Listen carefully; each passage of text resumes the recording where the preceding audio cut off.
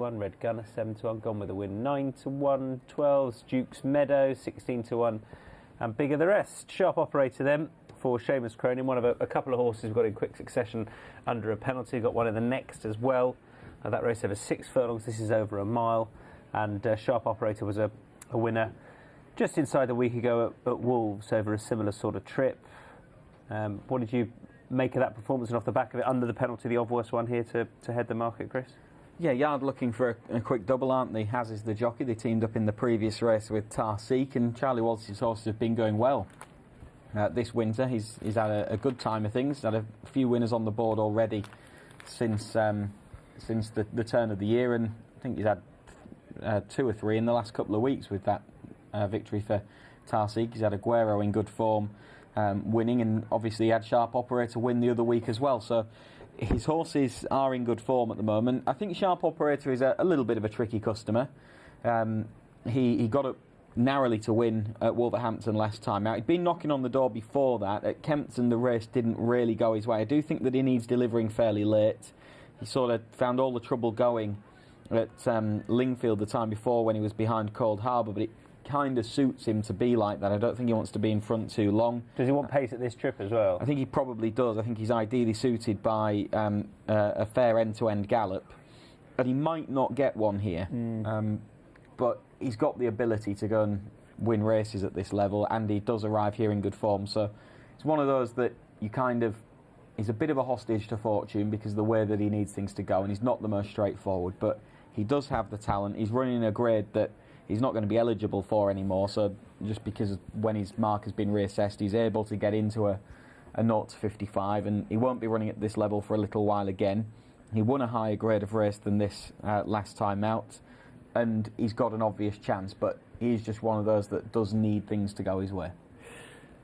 Chanel is the horse that heads them, 100 to 30 going down under Seamus Cronin and Charlie Wallace. As you point out, they are looking for that quick fire double off the back of Tarseek. Next in the betting is Moshelov, who's 5-1, who I thought showed a fair bit of promise at Kempton. It may have been a weak race won by Merchant of Venice, but was second on that occasion. But then into handicap company since has been a little bit disappointing over this course and distance and over at Lingfield last time. Yeah, he hasn't figured on those 2 starts in handicaps, but there have been a higher grade of handicap than the one that he finds himself in this afternoon, and he is relatively unexposed. If you look at his maiden efforts, then you would say that there's a chance that he can defy a mark in the low 50s in a weak handicap. So you're going down the line with him of being unexposed and taking a dip in grade from previous handicaps that he's tried. There he is under Danny Brock just over the far side. Miss You Pete is another course winner in here, has Ellie McKenzie for company, claiming 7 for Mark Usher. Was over a little bit shorter last time and back up in trip, Miss You Pete. Yeah, that was on the back of a couple of months off last time out as well. Had just lost his edge a little bit with a couple of disappointing runs prior to that break, but for much of the turf season he'd been in decent nick. He managed to win the Apprentice Riders race of a higher grade than this when he was at Newbury during the middle part of the summer, and he ran some decent races, including under Ella McKenzie when along the way as well, when he was second at Newbury before that, which was following a short break. So he's got some form for this rider. He tends to show his best form when he's got the cheek pieces on, and he's got the headgear on today. So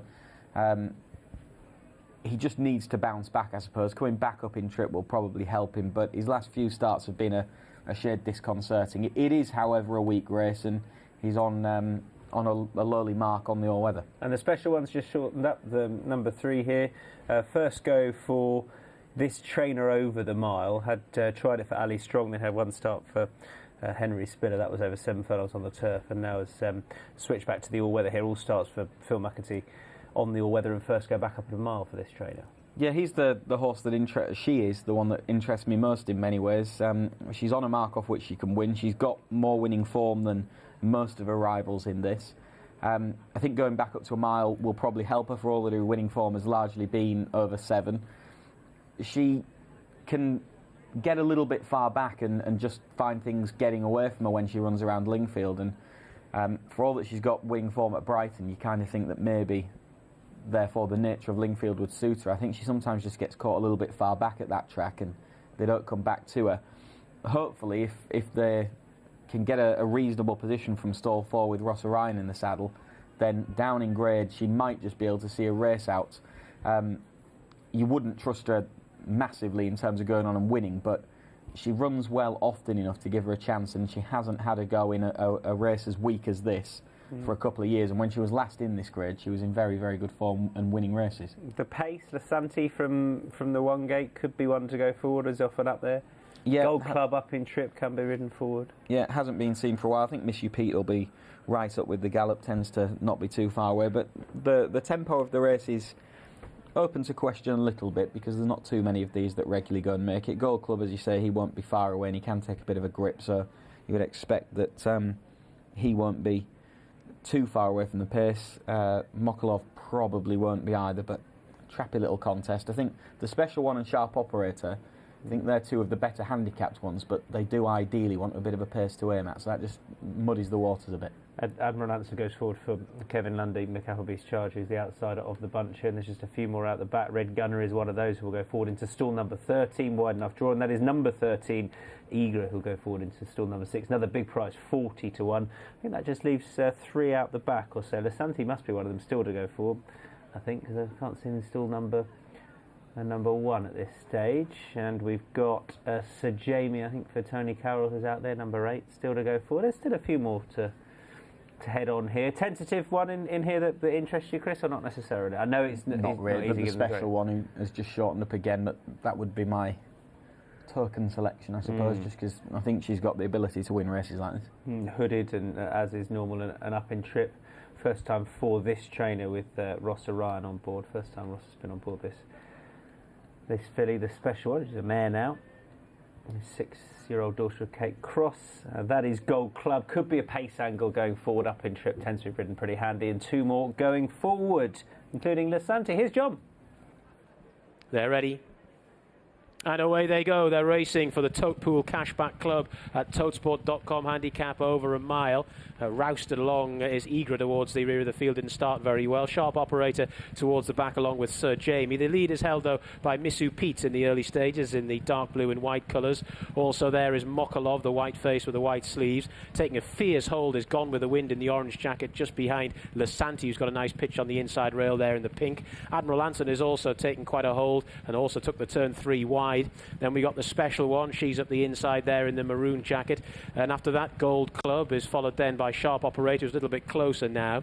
Then towards the rear of the field, Red Gunner, just in advance of Red Gunner. We have Herrings well. Then towards the rear of the field, Duke's Meadow, and the last 2, Sir Jamie. And right at the back of the field is Eager as they make their way down towards the end of the back straight. And out in front, Missu Pete goes into the final half mile, leading by a length or so. To Mokolov racing in second. Lasanti getting a dream run up the inside rail. Followed then by Admiral Anson, who's 3 wide. Then after that, in 5th position, the orange jacket have Gone with the Wind. Then the Special One, the black cap, is followed by Sharp Operator and Gold Club. Then Herrings well and Red Gunner.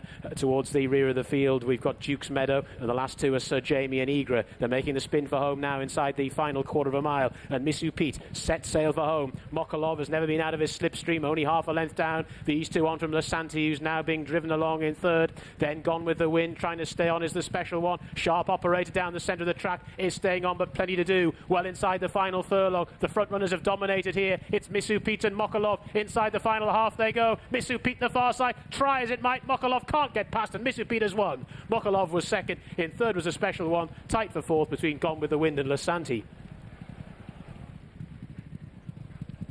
Yeah, those are the 4 of affairs have dominated here. One on to Missu Pete, one on to Ellen McKenzie, who's won this for Mark Usher. That much more like it. Back up in trip, that seems to have suited, and also given that a prominent ride out of stall number 3, that suited. And Mokolov, Shake with Promise, I thought it looked as though it was all there for him to go and run down Missu Pete, but that gap between the 2 never really changed. And the one to get involved from that little bit further back was the Special One, who kept on with a lot of promise. The Special One, you can see, isn't too far back in that black hat and the mauve colours just on the inside. The mare, she does switch out and keep on. But the front 2 have dominated here. I don't know what you thought in the run. I got the impression that Mokolov was just going to go forward in the straight and to pick up Missu Pete, but he's hardy over on the inner. Yeah, has very much had the run of the race. The front 2 have dominated from the outset. I think the Special One's probably a shade unfortunate. Could just have to wait to make a challenge, and if she had have been able to get out and get going a little bit sooner, and had a little bit longer to run them down, then she might have made greater inroads. She is closing at the line, but she's been at a tactical disadvantage because they haven't gone particularly quick in front, and the front two have been in those positions throughout. And I think if you've been further back in the field here, then you've been up against it. Things haven't really suited Sharp Operator, who's always just on the flank a little bit. I think he wants to be buried in between horses and coming with a late challenge off a decent pace, and he just hasn't had that here. Mission Pete, the winner, another course success for him.